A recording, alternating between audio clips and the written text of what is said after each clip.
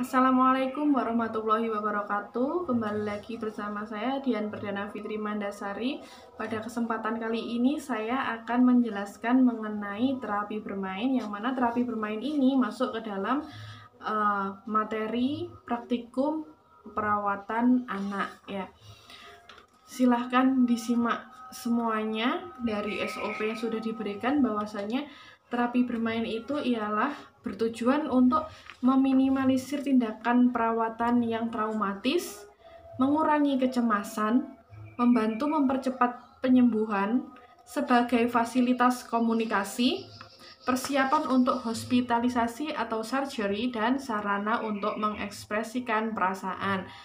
Sehingga di sini bisa kita simpulkan bahwasanya seseorang anak itu memerlukan kondisi bahagia untuk menghadapi proses penyembuhan penyakitnya, atau jika seseorang itu sedang kondisinya sehat, itu untuk meningkatkan tumbuh kembang dari anak tersebut.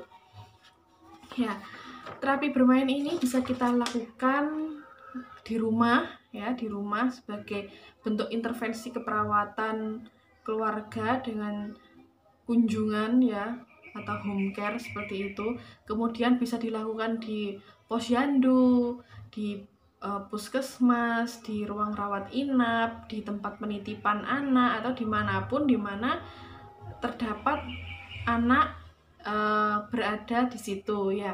Bisa juga di taman bermain. Nah, kemudian yang perlu kita perhatikan yaitu setting tempatnya dan juga berapa banyak tenaga kesehatan yang ada di situ. Dan juga apakah seorang anak itu didampingi orang tua atau tidak. Karena apa? Biasanya anak itu suasana hatinya itu mudah berubah, kemudian daya fokusnya, kemudian seseorang anak itu kemampuannya antara anak yang satu dengan anak yang lain itu tidak sama, sehingga memerlukan pendampingan. Apakah anak tersebut orang tuanya juga ikut mendampingi, seperti itu. Kemudian yang perlu kita perhatikan yaitu apakah anak bersedia mengikuti. Kalau tidak bersedia, kita tidak boleh memaksanya. Karena apa? Jika seorang anak itu tidak bersedia, maka yang ada adalah rewel, nangis, ngantuk. Nah, itu nanti akan menghambat proses terapi bermain teman-teman yang lainnya. Atau semisalkan kita lakukan sendiri dengan satu orang anak face to face, kita tidak bisa menyampaikan semua materi terapi bermain yang akan kita berikan. Oleh karena itu kondisi sadar penuh seorang anak itu perlu dilakukan. Oke? Kemudian untuk melakukan terapi bermain, kita juga harus merancang secara sistematis. Bagaimanakah cara merancang secara sistematis? Harus kita lakukan terlebih dahulu, yaitu pengkajian terhadap anak. Pengkajian apa riwayat penyakit yang dimiliki, kemudian seperti apa tanggapan anak tersebut terhadap proses penyembuhan penyakitnya atau proses perjalanan penyakitnya, kemudian siapa sajakah orang yang terdekat bagi anak tersebut, siapa sajakah orang yang diikuti arahannya oleh anak tersebut. Nah, apalagi kita sebagai tenaga kesehatan, otomatis kita adalah orang asing, orang di luar anak tersebut. Kita harus lebih bisa mendekatkan diri kepada anak agar terapi yang akan kita berikan itu bisa masuk dan diikuti oleh anak tersebut. Oke, kita tidak boleh memaksa. Itu adalah inti dari pemberian terapi bermain. Kemudian yang kedua yaitu kita harus mengetahui fase tumbuh kembang anak ya. Fase tumbuh kembang anak, kita sesuaikan jenis permainan yang akan kita berikan itu dengan fase perkembangannya. Kita tidak bisa memberikan permainan untuk bayi kita berikan jenis permainan anak prasekolah misalkan. Nah, itu mustahil. Banyak saya ketahui, saya temui di lapangan, biasanya teman-teman mahasiswa itu memberikan terapi bermain yang mana anak tidak bisa mengikuti, sehingga yang mengerjakan siapa? Orang tuanya. Oleh karena itu kita harus menyesuaikan. Tidak apa-apa cara yang paling mudah, paling simple, yang penting anak-anak bisa melakukan secara bersama-sama. Tuh. Kemudian yang kedua, jenis permainannya itu tidak dibatasi, terserah sekreatif kalian seperti apa permainannya, asalkan orang yang kita berikan terapi bermain itu bisa mengikuti itu. Lalu yang harus kita lakukan yaitu kita siapkan peralatannya, jenis permainan apa, peralatannya apa, siapa yang akan diberikan, kemudian evaluasinya seperti apa, dan harapan yang ingin kita dapatkan itu apa. Itu adalah hal-hal penting yang harus kita perhatikan sebelum memberikan terapi bermain. Mungkin di sini saya hanya bisa memberikan penjelasan karena kita tidak bisa melakukan praktikum semua jenis permainan. Terserah adik-adik nanti ingin memberikan terapi bermain, misalkan mewarna itu kan mudah ya, mewarna, kemudian kita berikan banyak pilihan gambar, mana yang disukai anak kita berikan pensil warna atau krayon atau sejenisnya ya, kita ajak mewarna bersama-sama, atau mungkin melukis, atau mungkin membuat suatu benda jika anak itu sudah masuk ke usia sekolah, itu menggunting, membuat bentuk itu lebih bisa ya. Atau mungkin dengan peralatan permainannya kita menggunakan Lego dan sebagainya untuk membangun sebuah bangunan atau membuat suatu benda dari Lego, seperti itu. Terserah, semua itu adalah kreativitas kita, yang mana agar tujuan akhirnya adalah membuat perasaan anak itu menjadi senang selama melakukan perawatan, khususnya di rawat inap ya. Seorang anak datang ke ruang perawatan itu dia masuk ke lingkungan yang asing, di mana yang ada di sekitarnya adalah orang-orang asing, teman-teman yang sebelumnya belum pernah ia jumpai, kemudian orang-orang dewasa yang sebelumnya tidak mereka jumpai. Ini saya memberikan contoh di rawat inap. Kemudian dokter, perawat, tenaga kesehatan lainnya, kemudian belum lagi mendapatkan intervensi invasif, non-invasif seperti itu. Kemudian kondisi ruangan yang jika tidak di satu kamar sendiri itu secara bersama-samaan, tidak seperti kondisi di rumah. Nah, itu seenggaknya dengan kedatangan kita itu bisa memberikan sedikit angin segar bagi mereka ya, karena anak-anak butuh bermain. Itu untuk permainan secara bebas.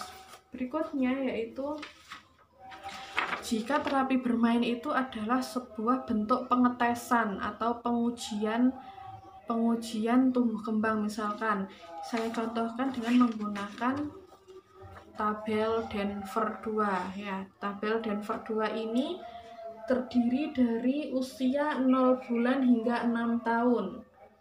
0 bulan hingga 6 tahun. Di sini ada 0 bulan, angkanya 2 bulan, 4 bulan, dan seterusnya sampai dengan angka 24 bulan. Setelah angka 24 bulan, langsung ke angka 3 tahun, 4 tahun, 5 tahun, dan 6 tahun.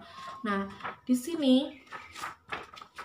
ada jenis-jenis pengecekan, yaitu ada motorik kasar, bahasa, adaptif, motorik halus, dan personal sosial. Kita tentukan di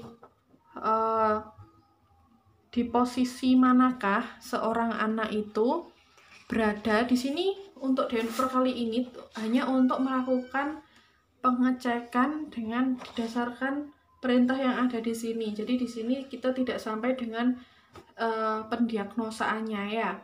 Di sini saya hanya menjelaskan mengenai contoh perintah yang harus dilakukan kepada anak, atau kita tanyakan kepada orang tua, mengkaji kepada orang tua juga ya. Kita harapkan untuk kejujuran dari orang tua, tidak ada yang dibuat-buat, karena pada dasarnya pemeriksaan kesehatan itu adalah kejujuran ya. Di sini kita bisa mengecek kondisi tumbuh kembang anak dari motorik, bahasa, motorik halus, dan personal sosialnya. Contoh, anak yang berusia 9 bulan misalkan, kita tarik garis lurus pada angka 9 bulan ini sampai ke bawah. Kita bisa melihat eh, apa saja yang sudah harus dilewati dan yang belum dilewati.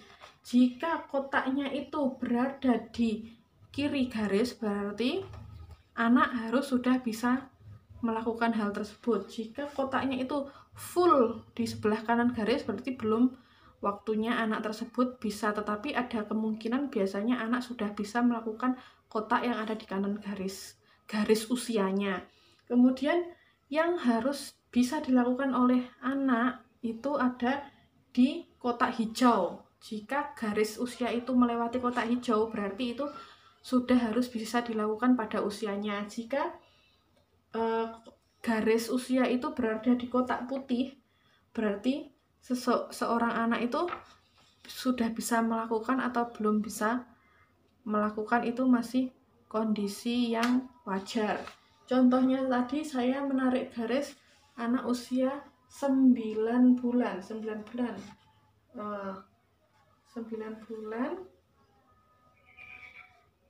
Dari sisi motorik kasar kita harus cek berdiri dengan pegangan, apakah anak sudah bisa. Maka kita anjurkan orang tuanya untuk mendirikan anaknya ya.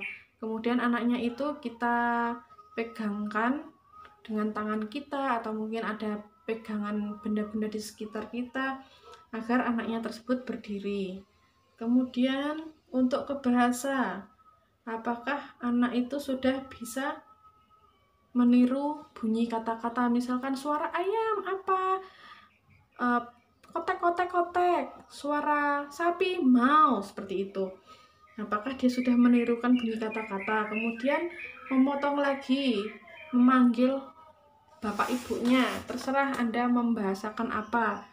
Apakah sudah bisa atau belum? Kalau belum, masih dalam kondisi wajar karena belum berada di garis hijau. Kemudian mengoceh. Kalau mengoceh pada anak-anak yang normal, tidak terjadi speech delay, biasanya usia di bawah 1 tahun sudah bisa mengoceh. Kemudian mana lagi yang memotong usia 9 bulan? Yang memotong usia 9 bulan yaitu mengambil kubus. Kita siapkan kubus, kemudian kita lemparkan, apakah anak itu bisa mengambilnya. Kemudian memegang dengan ibu jari dan jarinya, apakah anak tersebut bisa menjimpit ya, menjimpit. Kita siapkan misalkan beras atau kacang hijau atau apa, kita ayo dek diambil, misalkan seperti itu. Kemudian itu untuk motorik halusnya. Kemudian untuk personal sosialnya, apakah anak sudah bisa melakukan tepuk tangan, kita ajak tepuk tangan bersama, apakah dia mau menirukan itu ya. Tetapi itu masih di kotak putih, belum sampai ke kotak hijau. Jika garisnya itu masih di kotak putih, maka anak tersebut jika fail atau tidak bisa, maka itu masih wajar. Kemudian dada dengan tangan, dada ini kita butuh bantuan dari orang tua. Contohnya seperti itu untuk terapi bermain berdasarkan Denver yang digunakan untuk pengujian tumbuh kembang ya.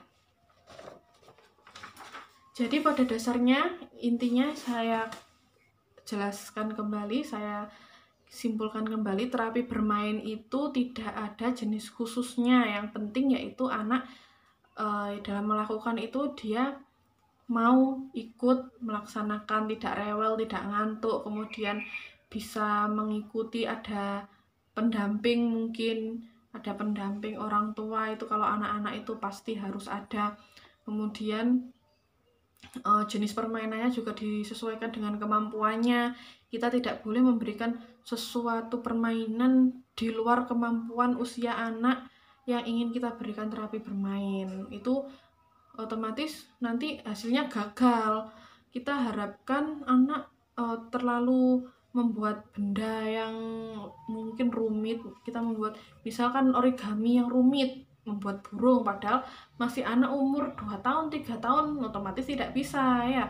Anak TK aja biasanya tidak bisa ya. Kita mungkin melipat hanya 1 lipatan, 2 lipatan, kemudian kita buat bentuk apa yang sekiranya mudah bagi anak-anak. Kemudian mewarna, atau mungkin kita bermain boneka jari dan sebagainya. Lalu untuk terapi bermain dalam bentuk tes, kita bisa menggunakan grafik Denver 2 yang kita sesuaikan dengan usia tumbuh kembang anak tersebut. Itu saja saya kira untuk terapi bermain. Untuk kurang lebihnya saya mohon maaf. Terima kasih atas kesempatannya. Wassalamualaikum warahmatullahi wabarakatuh.